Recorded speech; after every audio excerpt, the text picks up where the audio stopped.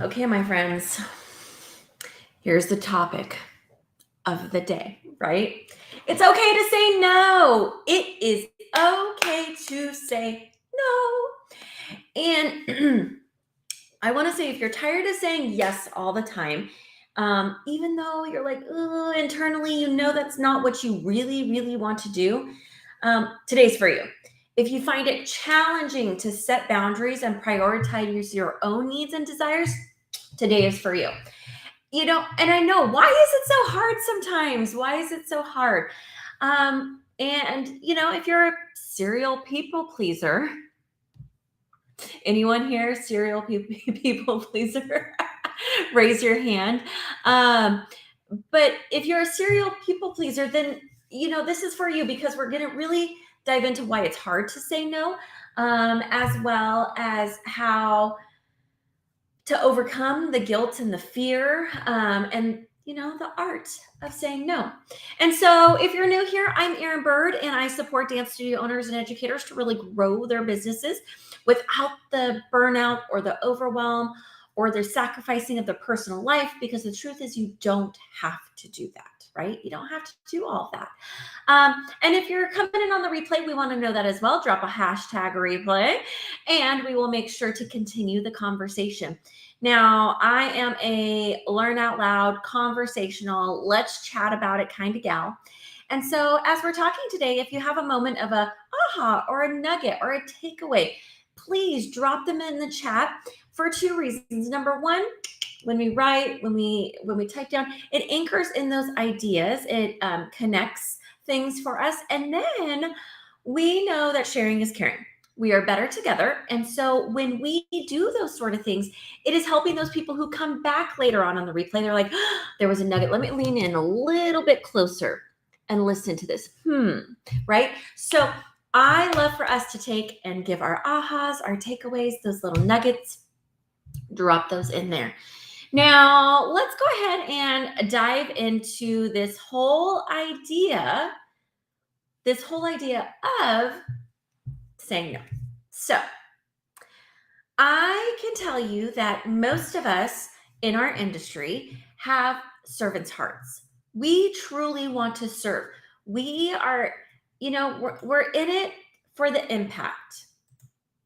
We want to make an impact. We want to make a difference in people's lives, right? But when we do that, and when we outweigh that, when we give that so much priority over everything else, we forget sometimes why we need to take care of ourselves first. Okay. So here's the deal. Let me know in the comments below. Do you identify as a serial people pleaser? I want to know.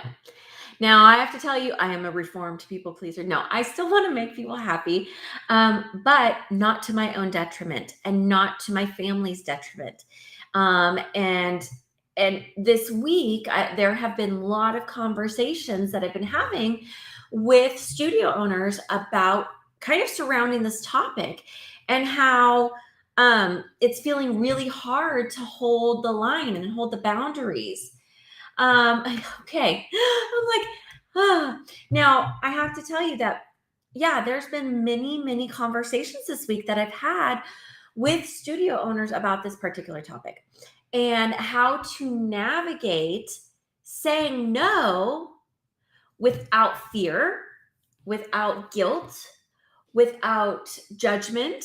Now, you can't control what other people are judging, right? But we do not need to defend, right? We really don't need to explain and defend our choices, right? Good morning, y'all. Good morning. So let's talk about it real quick. So I want to give you a few examples of things that have been kind of coming up in our world, in our industry, and you can let me know if this is resonating with you, or if you're like, oh my gosh, this has happened to me as well. And I wasn't sure how to approach it, or how to really lean into the idea that it's okay to say no.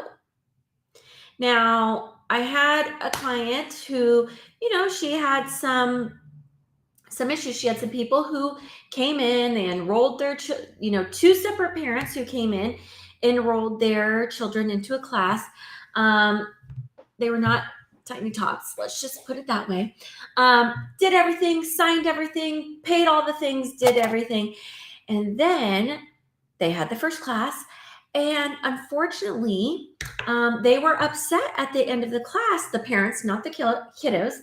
The parents were upset because they were not allowed to go into the classroom with their children. Now, what came up was, I don't know how to, they wanted a full refund, and I have a no refund policy, and right, like there's those sort of things. But I don't know, how do I say no to them, or do I have to defend my policies? And I'm like, you never, ever, ever really, for the most part, I'm going to say 99.9% of the time, you don't need to defend your policies or your boundaries. I want you to lean into this idea. No is a complete sentence. No. Period. No is a complete sentence. And so if there is something that is asked of you that does not align with your values, your goals, your vision for yourself, for your business, then it's an easy no. And no is a complete sentence, my friends. No is a complete sentence. You do not have to elaborate. You don't. It's just no, thank you. Or no, I'm good. You do not have to elaborate. No is a complete sentence. But how many times do we feel compelled, no, I can't do that because no, that's not going to work for me. No, and then you feel like you have to tell all the reasons why it's a no. It's not required. So no, thank you. No, that's just not going to work for me. No is a complete sentence. And you do not have to continue. You do not have to defend. When parents or customers question things, you don't have to give them all the reasons why you created a policy. They don't need to know that. I would never, and most people would never, go into a different type of business. And if they were saying, no, unfortunately, that's not, they wouldn't say but tell me why. Why can't I? I mean, there's those people. There's always those people. But I think sometimes in our industry, there's boundaries that are crossed because parents start to feel very entitled. I did have a parent the other day say something to the tune, of well, I should have a say because I pay your mortgage. What? You have lost your dang mind. You've lost your mind, right? How many times, you guys let me know, have you ever had where parents overstep and feel entitled to decision making for some reason because we've either given them that power in the past, but again, hold those boundaries. Remember, this is your business. Yours. You get to decide what it runs like, what it looks like, what your goals are, what the vision is, right? But we have to be so connected to our values, to our core values for our business, our core personal values, that we are unwavering when we are challenged. Because you will. There are going to be times where people challenge you. Right now, let me know. I want this to be a little bit of conversation. Let me know if there has been a time in your business where a customer, a client, a parent, or whatnot has challenged you when you've said no. No, your child cannot be in the front line for this piece because it doesn't align with my vision.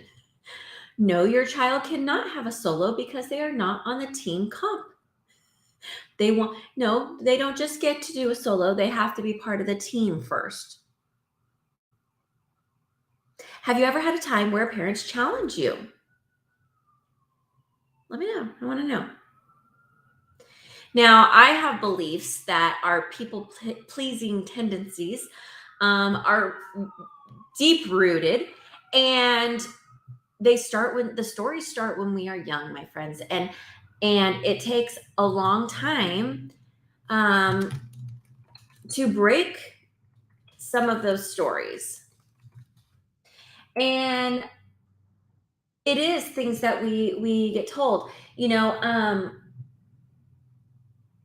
people pleasing it really does tend to involve fear or anger. Like those are the two sides. In our industry, there's such a problem with lack and scarcity mindset because it is ingrained that there are only a few professional jobs and all of these people. So when we tell ourselves there's few and there's lack and there's scarcity, right?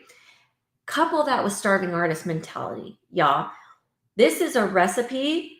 And think about it, even in class, when we were growing up, you are always being judged, right? Whether it's let's call a spade a spade. We are being judged in some regard. Like if you are a competitive dancer or a competitive gymnast or a competitive whatever, people are literally judging you, right? So there's that. And even if you're not competitive, even if you're in, just a regular dance class, people are judging you. Your teachers are looking at you, trying to correct you, trying to make you better. But sometimes when we couple those with other stories that we have, and when we couple those with the whole idea of I'm not good enough, people will all leave if those are all stories that we're telling ourselves out of fear and lack. Yes. I know. She's like, I'm not a people pleaser, but those who challenge me, it's like, thank you for weeding yourself out. Yes, I love it. And anger tends to mean I'm not happy. So if your goal is solely to keep people happy, you tend to be a people pleaser. And if they're angry or upset, the story that we tell ourselves is that we have failed. We are a failure. We have failed to please. And so, therefore, we are a failure. And so, sometimes to avoid that anger or to avoid the disappointment or the anger, we rush to apologize or do whatever we think we can that will make them happy before they are actually angry at us. Anyone have that happen? It's a vicious cycle, my friends, right? If we know, like, oh my gosh, we want to keep people happy, we want everyone to be a big happy family here.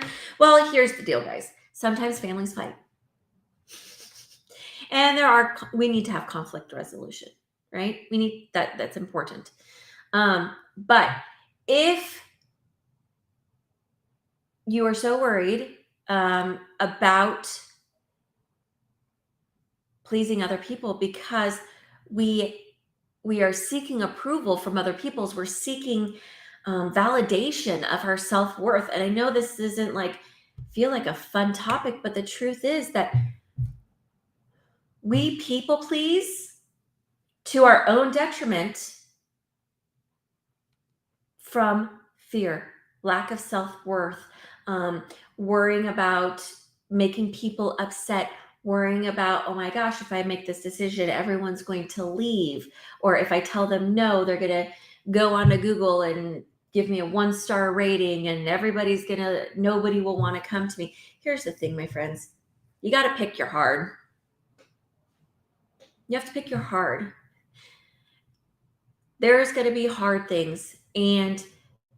But if we start with our core values, what are our 5 core values of our business? And when things come up, if you have a conflict, I'm going to say, that comes up, and when you're searching for the solution, if it does not align with those 5 values, it's an easy no. It's an easy no. And here's why. Because if you are making decisions out of fear, people pleasing, lack, not only is it going to come back to bite you in the bottom every single time, but it is also going to make you resentful. And it does start that trickle of, it's a slippery slope. And then you also start to feel compelled, well, I made this concession for this person, so now I have to make this concession for this person. And your clients will see that.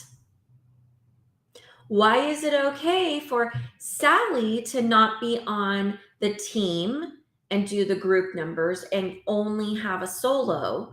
But when we asked for that, you said no. What type of environment does that breed?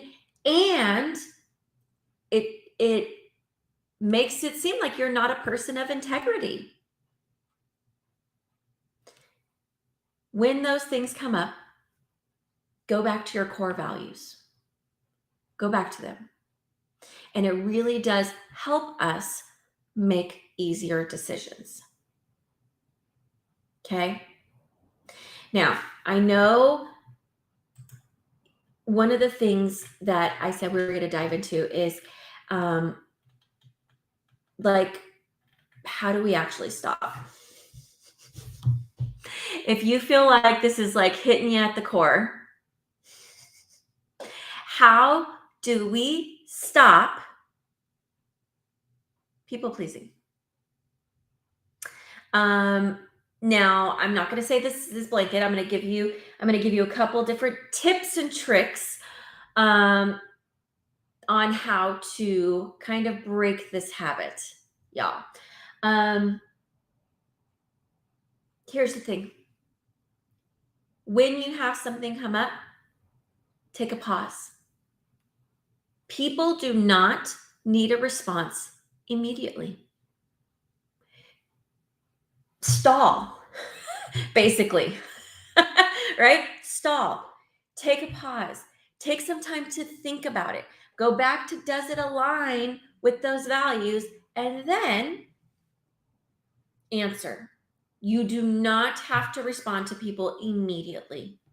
Now, I'm not saying leave them strung along for days, but you do not have to answer right away. It's number 1. Okay. I also say start small. Start small with anything we do, right? Work the muscle. Start small. Like maybe I'm going to give you a really good example that just came up. I had one of my clients say, I've set a really bad expectation that I am going to be at every single competition and stay the entire time. But it's really taxing on my health. It's super long days. And the reality is I don't feel like I need to be there from open to close for the competition, for every single competition. But I feel like I've kind of, in the past years when we had smaller teams and we didn't have as many entries, like in the beginning it was exciting and it was fun and it was new and it felt doable. But now it's become a whale. And I cannot continue to do it. It is not going to work for me. but I don't know how to change it. And I said, start small, start incrementally. Anything that we can do can be a stair step approach, right? And so we said, okay, well, we're going to start by letting them know that you might not be there, but maybe your director of comp is going to be there. Start with go and remove yourself, give yourself a break, go take lunch without everybody else.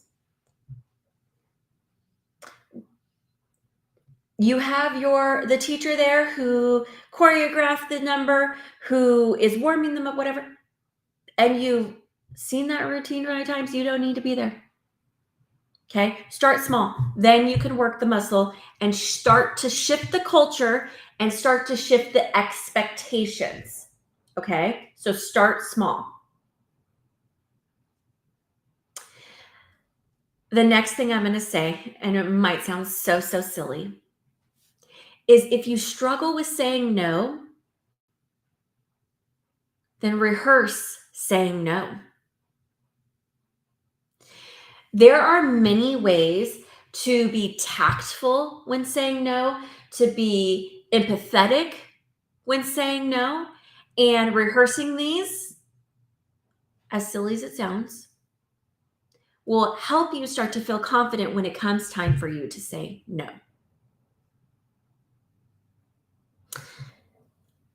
My PTC president knows not to ask me to volunteer my time to set up for carnival and work carnival anymore, because it is a simple no.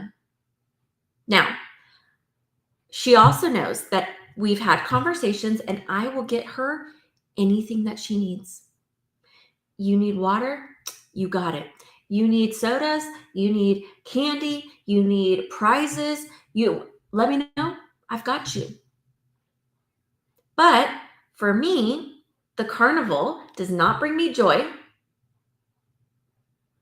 And it is not in alignment with my big goals and my visions. Yes, I want to support my children. I want to support their schools and everything they're doing. But in this particular instance, I will not volunteer my time.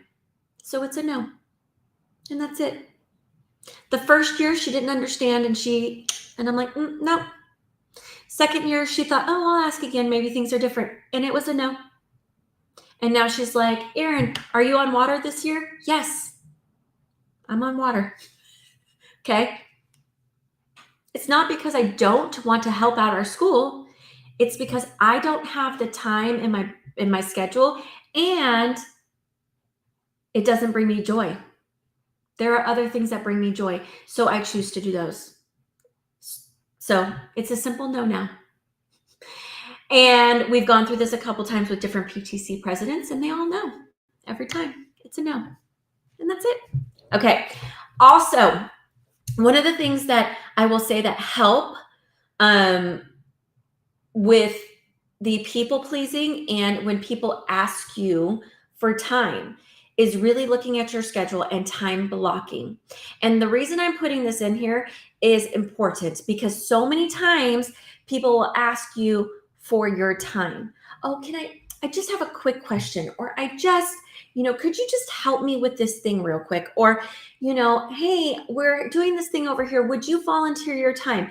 And while I don't think people mean to be time sucks, what happens is that quick question, this quick thing actually turns into a bigger thing. You think it's going to be a 3-minute conversation, and somehow now it's turned into a 30-minute conversation.